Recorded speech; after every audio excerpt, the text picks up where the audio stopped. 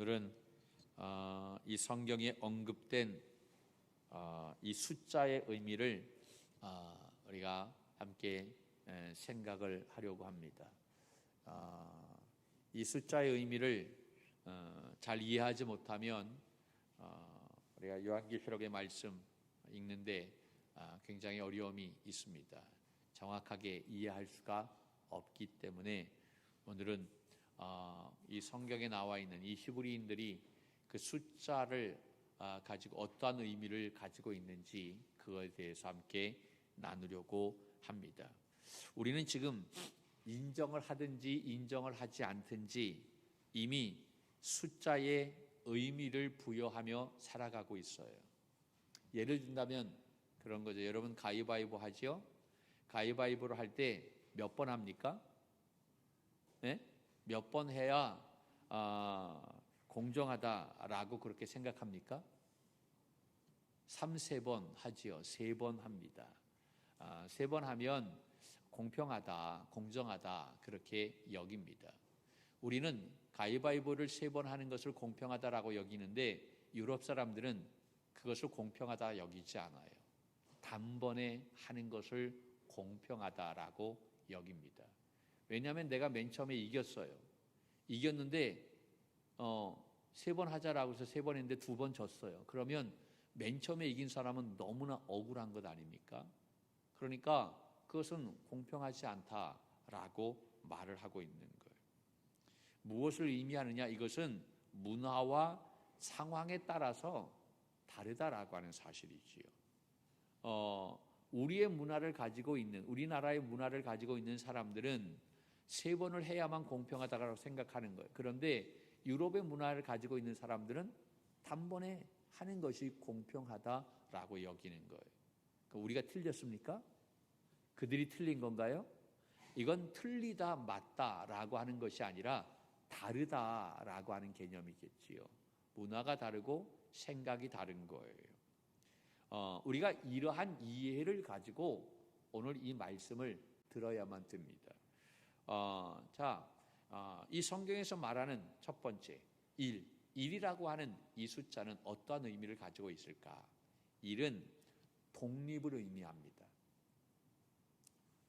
숫자 1은 독립, 특별하다라고 이야기할 때 숫자의 의미를 부여합니다.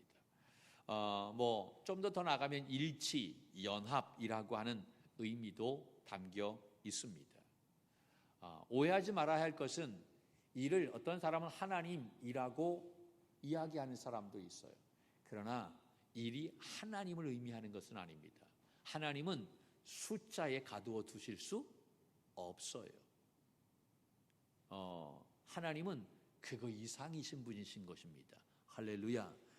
첫 것은 하나님이다라고 얘기해서 일이 하나님이다라고 생각하는 경우가 있는데 그것은 아니다라고 하는 거죠. 일은 독립과 특별함을 의미한다. 이는 어떤 의미를 가지고 있냐면 증인이라고 하는 의미를 가지고 있어요. 또 하나를 얘기한다면 격려라고 하는 의미도 담겨 있습니다. 여러분 성경을 보면 예수님이 제자들을 이제 전도하러 보낼 때, 파송하게 될 때 몇 명씩 짝을 지어서 내보내셨냐면 2사람씩 짝을 지어서 파송했던 것을 볼 수가 있어요. 이것을 전도학적인 측면이나 중보 기도학적인 측면에서 본다면 한 사람은 전도하고 또 한 사람은 옆에서 중보하는 것으로 이렇게 생각할 수가 있어요. 이렇게 해석해도 크게 문제는 없어요. 그러나 유대인들은 어떠한 마음, 어떠한 생각을 가지고 있느냐면 어떠한 것을 이야기할 때, 어떠한 개념, 어떠한 주장을 말할 때에 한 사람이 말하는 것은 의미가 없다라고 하는 거예요. 그 한 사람이 말할 때 그 말한 사람에 대해서 증인으로 누군가가 있어야만 그 말을 설득력 있게 받아들인다라고 하는 이야기. 나 혼자만 막 이야기한다고 그 말이 모든 사람들이 다 그렇지가 않아요. 누군가가 이야기할 때 그것을 협력해서 증언하는, 증인이 있어야만 된다라고 하는 사실이죠. 그래서 예수님은 복음을 전파로 이 제자들을 내보낼 때에 두 사람씩 짝을 지어서 내보냈다는 거예요. 증인의 의미가 담겨져 있다라고 하는 거예요. 그리고 3이라고 하는 숫자는 하늘의 숫자예요. 이 3하면 하늘을 의미한다라고. 유대인들은 하늘이 몇 개 있느냐라고 물어보면 유대인들에게는 대답하기를 그는 하늘은 3개다라고 이야기합니다. 제가 여러분들에게 질문을 해보지요. 하늘이 몇 개 있어요? 네? 진짜요? 아니, 그 유대인들이 생각하는 거고 여러분들도 3개라고 생각합니까? 우리는 하늘은 하나다라고 생각해요. 그렇잖아요. 뭘 망설여요. 이렇게 이거는 깊게 생각할 이유가 없잖아요. 그냥 하늘은 하나지. 우리는 우리의 생각에는 우리는 그렇게 생각, 하늘은 하나다. 그런데 유대인들은요, 하늘을 셋이다라고 이야기해요. 이 초대교회의 근거지를 두는 투르키에, 지금의 터키지요. 이 소아시아 지역에 있는 사람들은 하늘을 몇 개로 생각하냐면 7개로 여겨요. 그들에게 질문하면 하늘이 몇 개냐라고 이야기하면 7개다라고 이야기해요. 7개의 층위로 이게 하늘이 되어 있다라고 하는. 그 층마다 영혼들이 있는데 그 맨 밑에 있는 영혼들이 열심히 선한 일을 하고 애써서 그 6번째 층으로 올라갑니다. 그러면 또 거기서 또 애쓰고 노력해갖고 또 한 층으로 더 올라가, 5번째. 그래갖고 맨 꼭대기까지 올라가지요. 이것을 그들은 구원으로 보는 거예요. 그래서 구원받기 위해서 애써서 노력해서 막 꼭대기층으로 올라가는 거예요. 선을 베푸는 거지. 그들은 하늘을 7개로 생각하고 있는. 그런데 유대인들은 하늘을 3이라고 얘기해요. 그래서 고린도후서 12장 말씀에 보면 바울이 환상 가운데 이 천국을 갔다 오지요. 하나님의 나라 갔다 오는데 그가 거기에서 뭐라고 하면 3층 천으로 되어 있다라고 그렇게 이야기합니다.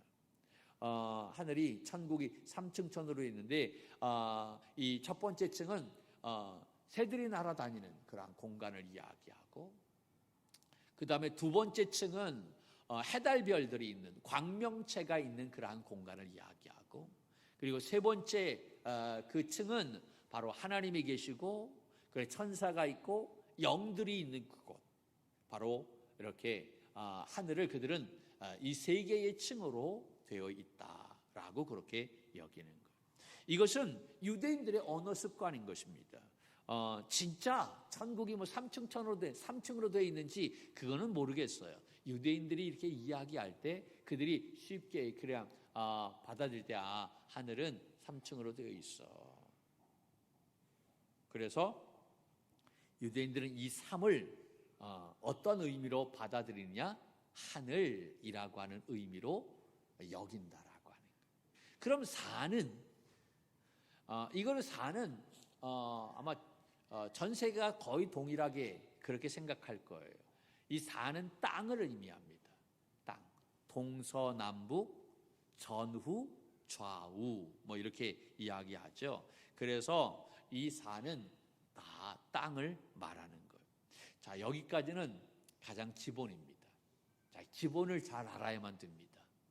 자, 첫째는 1은 무엇을 의미한다? 독립을 의미한다. 특별하다. 2는 무엇을 의미한다? 증인을 의미한다. 3은 무엇을 의미한다? 하늘을 의미한다. 4는 무엇을 의미한다? 땅을 의미한다. 자, 그러면 이제 응용을 합니다. 이것을 가지고 응용을 하는 거예요. 하늘의 숫자와 땅의 숫자를 합치면 몇이 되어집니까? 7이 됩니다. 정신을 잘 차리고요. 하늘을 우리는 그 숫자로 표현하면 몇이라고 얘기했어요? 3이라고 얘기했어요. 땅을 숫자로 표현하면 4입니다. 그래서 3 더하기 4는 몇? 7인 거예요. 여기까지 잘 따라오지? 할렐루야. 예. 그러니까 하늘과 땅이 합쳐졌어요. 그래서 7이 되어졌어요. 그래서 이 유대인들은 이 7을 굉장히 중요하게 여겨요. 그러니까 하늘과 땅이 합쳐졌다, 7이다. 이것을 완벽하다, 완전하다, 의롭다라고 이야기하는 거예요. 그래서 7이라고 하는 숫자는 완전, 의, 완벽, 그것을 의미한다. 왜? 무엇과 무엇이 합쳐졌기 때문에? 하늘과 땅이 합쳐진 숫자이기 때문에. 그래서 7이 굉장히 중요하다라고 하는 거예요. 그들은 7을 굉장히 중요하게 여겨요. 이 요한계시를 기록했던 사도 요한도 이 요한복음을 기록했는데, 그가 요한복음을 기록하게 될 때에 그 예수님께서 나는 누구다, 나는 이러한 사람이야 라고 하는 에고 에이미에 대한 표현을 7번 했어요. 나는 떡이다, 나는 빛이다, 나는 양의 문이다, 나는 선한 목자다, 나는 포도나무다, 나는 생명이다. 이렇게 이야기하면서 예수님이 자기에 대해서 말씀하기를 7번 그렇게 선언했던 것을 볼 수가 있어요. 그리고 요한복음에 보면 예수님의 기적도 몇 번 나오냐면 7번 나와요. 그런데 예수님이 기적을 7번만 행하셨을까요? 그렇지 않겠지. 더 많은 기적을 행하셨어요. 그런데 요한복음에 보면 이 요한 사도가 7번의 기적만 기록해 놓았던 것을 볼 수가 있습니다. 마태복음이나 마가복음에는 10번의 기적이 나와 있는 것을 볼 수가 있어요. 그럼에도 불구하고 많은 그러한 기적을 베풀었지만 예수님의 그 기적을 7개만 기록해 놓았다. 이것만으로도 완벽하다라고 하는 거예요. 예수님은. 할렐루야. 더 이상 설명할 필요가 있다 없다? 없다라고 하는, 완벽하신 분이시다라고 하는 거죠. 그러니까 이 7이라고 하는 것은 완벽이라고 하는 의미가 담겨져 있어서 예수님의 설교도 7번 나와요. 그러니까 이 7개의 그러한 기적, 설교, 예수님의 자기 표현, 이것을 통해서 예수님은 누구인지 설명하기에 가장 완벽하신 그러한 분, 온전하신 분, 의로우신 분이다라고 하는 것을 7이라고 하는 숫자로 이 요한 사도는 표현했다는 거예요. 우리가 요한계시록 2장, 3장 말씀에 보면 교회가 나오지요. 몇 개의 교회에 대해서 이야기합니까? 7개 교회에 대해서 이야기. 그때 당시 교회가 7개밖에 없었을까요? 그렇지 않아요. 고린도 교회도 있었고, 골로새 교회도 있었고, 로마 교회도 있었고, 많은 교회들이 있었어요. 그런데 7개 교회만 이야기하고 있는 것을 볼 수가 있어요. 이것은 그때 당시에 수많은 교회가 있었지만, 그러나 그 많은 교회를 대표하는 교회, 7개 교회를 이야기했다는 거예요. 이 교회로 모든 교회를 다 설명할 수 있다 없다? 있다라고 하는 이야기죠. 그래서 7이라고 하는 숫자는 완전, 완벽, 의라고 하는 의미가 담겨져 있다라고 하는. 우리도 7이라고 하는 숫자 좋아하지요? 7 행운의 숫자라고 이야기하지 않습니까? 자, 그러면 조금 생각하셔야 돼요. 7이 완전입니다. 완벽입니다. 의야. 근데 그 7에서 하나가 빠졌어. 완전에서 하나가 빠졌어. 완벽에서 하나가 부족해.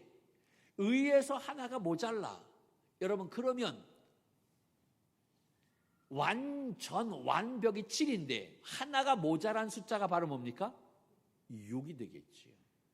그럼 6이라고 하는 숫자는 어떤 의미가 담겨져 있을까요? 완전하지 않다, 불완전하다라고 하는, 완벽하지 못하다, 의롭지 못하다라고 하는 거예요. 불의, 불완벽, 불완전, 그런 의미가 담겨져 있는 것이 숫자로 얘기한다면 몇이다? 6이라고 하는 거예요. 그런데 우리가 생각해 보세요. 요한계시록에 우리가 좋아하지 않는 숫자가 있죠. 그 숫자가 몇이요? 666이야. 6이 몇 개나 있어? 3개나 있다라고 하는 거예요. 한 개가 아닌 것이 아니라 3개씩이나 불완전이란 거예요. 불합격인 거예요. 의롭지 못하다. 3번씩이나 낙인 찍혀 있는 거예요. 그러니까 이게 얼마나 심각한 일인가라고 하는 거예요. 그러니까 우리가 유대인들이 가장 싫어하는 숫자를 생각한다면 어떤 숫자라고 이야기할 수 있어요? 6이라고 하는 숫자겠지. 여러분은 숫자 중에서 어떤 숫자를 가장 싫어합니까? 4를 싫어합니다. 왜 그렇죠? 죽을 4자이기 때문에. 그래서 우리가 이제 아파트 질 때 4층을 4자라고 쓰지 않고 어디에는 F층이라고 쓰고, 어떤 때는 4층이 없어. 3층 있고 바로 5층으로 넘어가. 왜냐하면 4자를 싫어하기 때문에. 우리는 그래요. 그래서 만약에 우리나라 성경으로 이 666이라고 하는 이 말을 우리나라 말로 번역을 한다면 우리는 이 666 대신 뭐로 써야 돼? 444로 써야 되는 거예요. 444. 미국 사람들이 가장 싫어하는 숫자가 뭔 줄 아십니까? 13입니다. 여러분 영화도 나 13일 밤에 금요일 이게 먼 일이 일어나는 거예요. 그것도 금요일 날 밤에. 그러니까 미국 사람들이 싫어하는 숫자 13, 우리가 싫어하는 숫자 4, 이것은 유대인들이 싫어하는 6의 의미를 가지고 있다라고 하는. 6은 불완전, 불의, 불완벽이라고 하는 의미가 담겨져 있다라고 하는 거예요. 또 중요한 숫자가 있어요. 이 성경에서 정말 중요한 숫자 가운데 하나가 바로 뭐냐면 12라고 하는 숫자입니다. 12는 우리가 가장 중요하다라고 볼 수가 있을 거예요. 가장 중요하게 생각하는 숫자가 12인데 성경에서도 가장 중요하게 여기고 있지요. 여러분 구약 성경에 보면 이스라엘의 지파가 나오죠. 몇 개의 지파가 나옵니까? 12개의 지파. 그런데 여러분 이스라엘에는 구약에 나오는 정말 12개의 지파예요? 네? 제가 이렇게 질문하면 또 아까는 12개 지파 아주 당당하게 얘기했다가 진짜예요 라고 얘기하면 쑥 들어가. 진짜 12개의 지파밖에 없어요? 네? 여기에는 어떠한 지파가 빠져 있냐면 레위 지파가 빠져 있어요. 요셉, 여러분 대신에 요셉의 아들 에브라임과 므낫세가 들어갔어요. 에브라임 지파, 므낫세 지파가 들어갔죠. 그리고 레위 지파는 분깃을 받지 못했어요. 그래서 각 지파의 뿔뿔이 흩어져서 거기에서 성전을 섬기는 그러한 그들을 섬기는 그러한 사명을 하나님께서 허락해 주셨던 것을 볼 수가 있어요. 그러니까 지파를 정확하게 이야기한다면 12지파가 아닌 거예요. 그렇죠. 그런데 우리는 이스라엘 지파하면 몇 개의 지파로만 얘기하고 있는 거예요? 12지파로 이야기하고 있는. 아무런 의심 없이 12지파라고 그렇게 생각한다. 그러니까 이 10이라고 하는 것은 그 자체가 상징이다라고 하는 거예요. 상징. 이스라엘 백성들은 이 12를 굉장히 중요하게 이야기한다라고. 12지파가 아니에요. 레위지파도 있어요. 그런데도 불구하고 그들은 12지파를 고집하고 있어요. 사사기의 말씀에 보면 사사들이 나와요. 몇 명의 사사가 나오냐면 12명의 사사가 나와요. 온니엘, 에우, 삼갈, 드보라, 기드온, 그 다음에 돌라, 야일, 입다, 입산, 엘론, 압돈, 삼손이죠. 12명의 이 사사가 나오는데, 그런데 이 12명의 사사만 있느냐? 사무엘상 말씀에 보면 사무엘도 바로 사사입니다. 그럼 12명이 더 되잖아요. 그런데 이들은 이 10이라고 하는 숫자를 굉장히 중요하게 여기기 때문에 이 12명의 사사만 이야기하고 있는 것을 볼 수가 있어요. 예수님의 제자가 몇 명이에요? 12이에요. 진짜예요? 당당하게 말씀해 보세요. 예수님의 제자가 12명입니다. 근데 12명인데 한 명이 죽었어요. 누가 죽었어요? 가룟 유다가 자살해서 죽었지요. 사도행전 1장에 보면 그 한 명이 빠졌어요. 그럼 그대로 놔두지 않고 거기에 보면 그 한 명 유다 자리를 대신할 사람을 뽑았어요. 그래서 마띠아가 뽑혔어요. 여러분, 이것이 얼마나 그들에겐 중요하게 여겼냐면 이것은 천지창조와 같은 아주 그렇게 중요하게 여겼다라고 하는 거예요. 이 10이라고 하는 거예요. 이 창세기 1장에 보면 천지창조의 말씀이 나오죠. 그런데 사도행전 1장에 그 한 명이 빠진 이 12명의 제자의 자리, 한 명이 빠졌죠. 그것을 이 사도행전 1장에 기록하고 있다라고. 여러분, 1장에 기록했다라고 하는 것은 그만큼 중요하게 여겼다. 그런데 생각해 보세요. 마띠아라고 하는 이름이 사도행전 1장 이외에 다른 데 나와요, 안 나와요? 안 나와요. 안 나와요. 이런 걸 보면 그들은 이 10이라고 하는 숫자를 굉장히 중요하게 여기기 때문에 바로 그 숫자를 채우기 위해서 마띠아를 뽑아놓고 그냥 그것으로 끝나버리는 그러한 모습을 보게 되어져요. 자, 그러면 이 이스라엘 백성들이 이 성경에서 말하는 이 10이라고 하는 숫자가 바로 무엇을 의미하느냐? 12라고 하는 숫자는 바로 하나님의 백성이라고 하는 의미가 담겨져 있다라고 하는 거예요. 다시 한번 얘기합니다. 10이라고 하는 숫자는 성경에서 말하는 12는 어떤 의미가 담겨져 있다고요? 하나님의 백성이라고 하는 거예요. 하나님의 백성. 그런데 하나님의 백성인데 이것이 12가 구약에서 말하는 12인지 신약에서 말하는 12인지 구분을 할 수 있어야만 된다라고 하는 거예요. 왜냐하면 구약에서도 12지파가 있고 신약에서는 12명의 제자가 있고 그래서 10이라고 해서 구원받은 하나님의 백성인데 이것이 구약에서 이야기하는 의미인지 신약에서 말하는 의미인지 이것을 잘 구분해 내야 된다라고. 이것을 구분해 내지 못하면 요한계시록 20장 21장의 말씀을 잘 해석할 수가 없어요. 12는 하나님의 백성, 구원받은 하나님의 백성인데 이 12는 구약의 의미가 담겨져 있고 신약의 의미가 담겨져 있다. 이것이 구약의 의미인지 신약의 의미인지를 구분해 내야만 된다라고 하는 이야기인 것입니다. 한쪽만 말한다라고 하는 거예요. 자, 그렇다면 여기를 보세요. 구약의 구원받은 하나님의 백성이 숫자로 표현한다면 몇?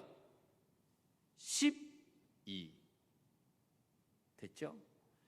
또 신약의 구원받은 하나님의 백성을 숫자로 표현한다면 몇? 12. 자, 좀 더 깊게 들어갑니다. 응용합니다. 구약과 신약의 구원받은 하나님의 백성을 숫자로 표현한다면 몇? 그러면 어떻게 하면 돼요? 더하기 하면 되지. 그럼 몇이 나와요? 24가 나오는 거예요. 쉽죠? 할렐루야. 구약과 신약의 구원받은 하나님의 백성들을 숫자로 표현한다면 여러분 구약은 12, 신약 10이니까 이것을 합치면 24가 나오는 거예요.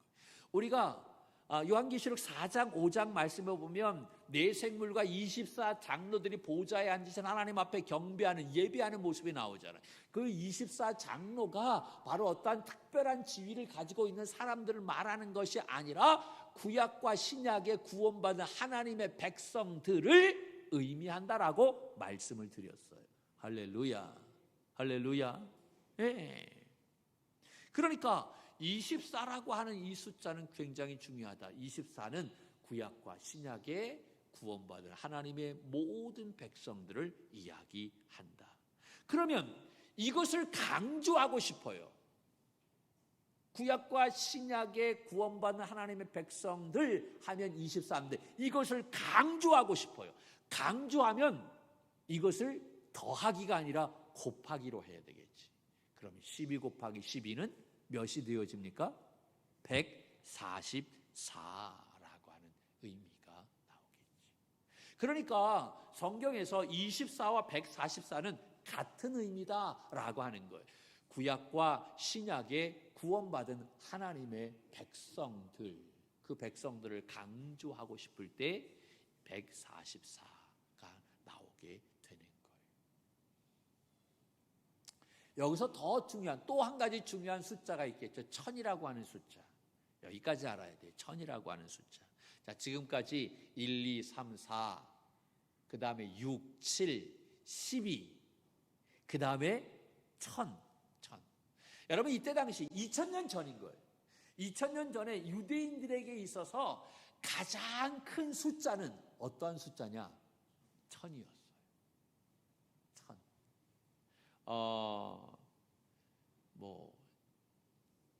저도 어렸을 때 가장 큰 숫자 그때 당시 억이라고 얘기할 수 있어요. 지금은 억은 제일 큰 숫자가 아니잖아요. 그때 억하면 정말 억소리 났어요. 그래서 제가 1770년대 그때인가요? 600만 불에 사나이 소모즈도 나오고 막 그랬는데 600만 불 우리가 600만 불을 따진다고 한다면 지금의 그 돈으로 환산하면 80억 정도 되죠. 어마어마한 돈.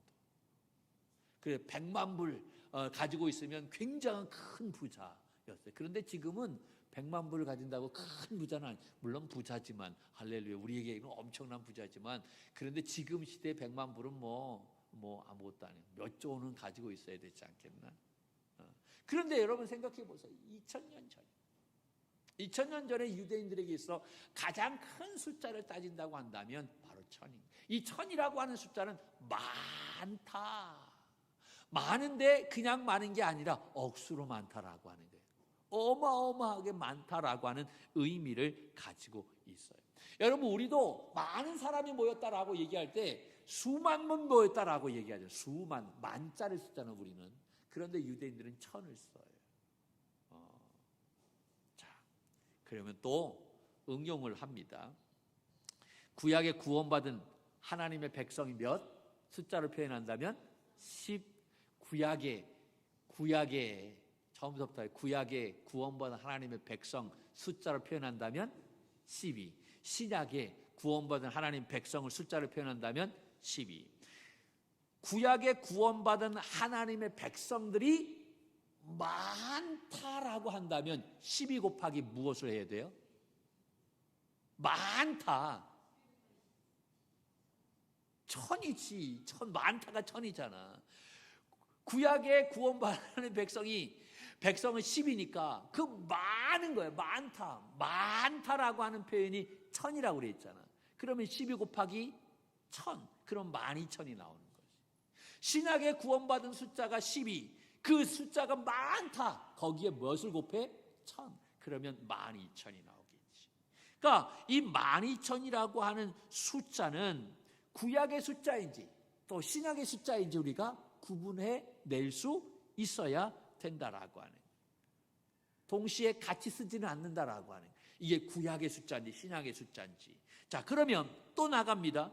구약과 신약의 구원받은 하나님의 백성, 구약과 신약의 구원받은 하나님의 백성 12 더하기 10이죠. 그게 24인 거예요. 그렇죠.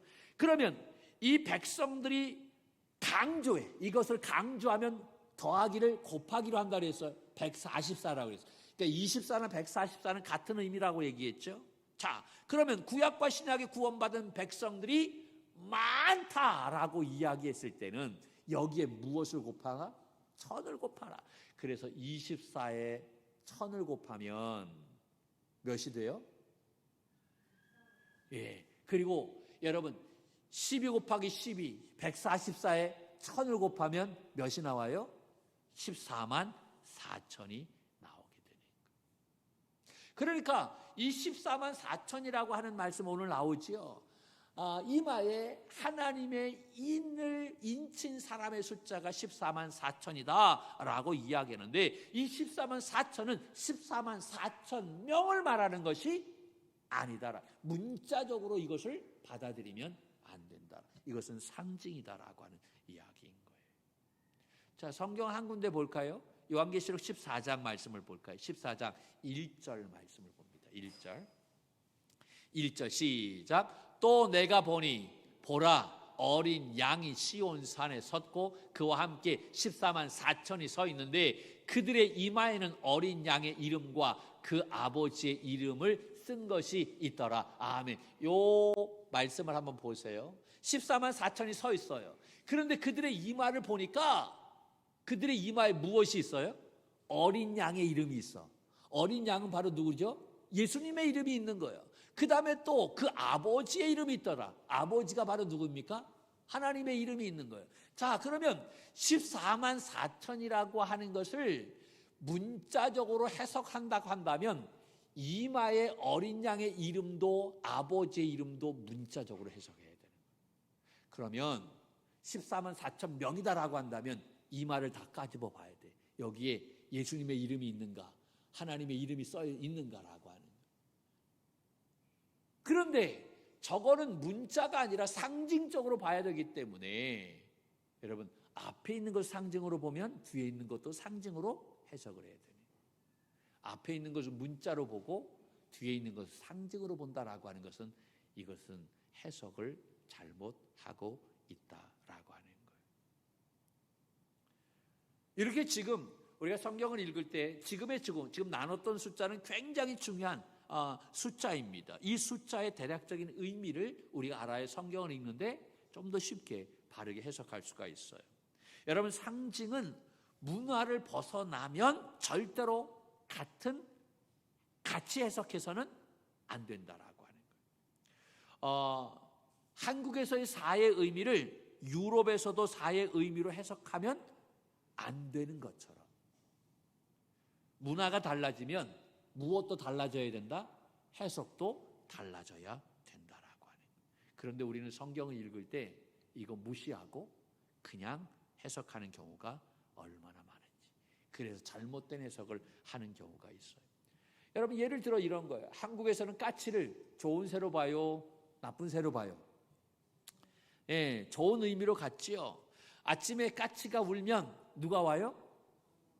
반가운 손님이 온대. 그런데 미국에서는 그 까치가 울면요, 그 까치를 좋은 의미로 받아들이지 않아요. 도둑놈으로 여겨요. 그래서 이 까치는 그렇게 좋은 의미가 되지 못해요. 그러니까 미국에서 까치 얘기하면 안 되는 거예요. 여러분, 그러면 까마귀는 좋아요, 나빠요? 까마귀 울면 뭐가 없어요? 재수가 없어요. 재수가 없다라고 얘기하잖아요, 우리. 그런데 중국에서는 이 까마귀를 재수 없는 새로 여기지 않아요. 효자 새로 여겨요. 왜냐하면 자기의 살을 찢어가지고 부모를 먹이는 새가 까마귀라고 얘기해요. 그래서 이 까마귀가 효자새다라고 얘기해요.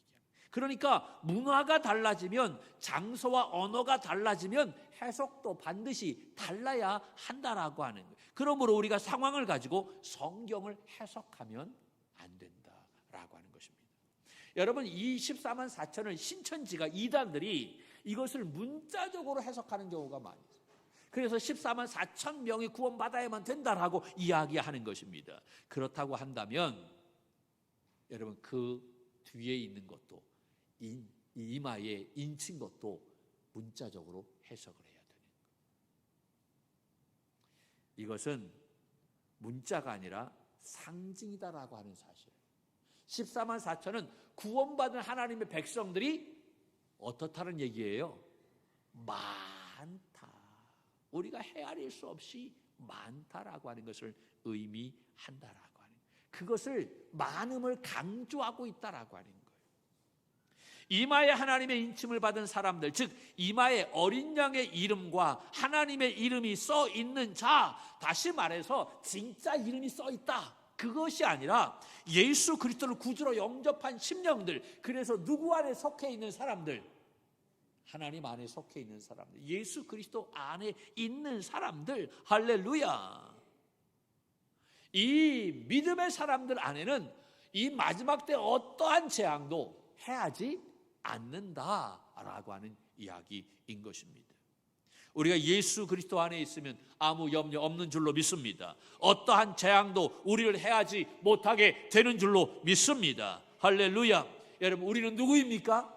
하나님의 자녀인 것입니다. 하나님의 백성인 것입니다. 구원받은 하나님의 자녀임을 믿으시기를 주님의 이름으로 간절히 축복합니다.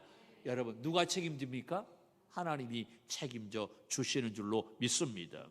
하나님의 백성, 하나님의 보호 안에 있다라고 하는 사실이죠. 여러분, 이 한 주간도 이 하나님의 은혜 가운데 하나님의 보호 아래 있는 우리 믿음의 성도들, 이 믿음을 가지고 믿음으로 승리하는 우리 모두가 되기를 주님의 이름으로 간절히 축원합니다.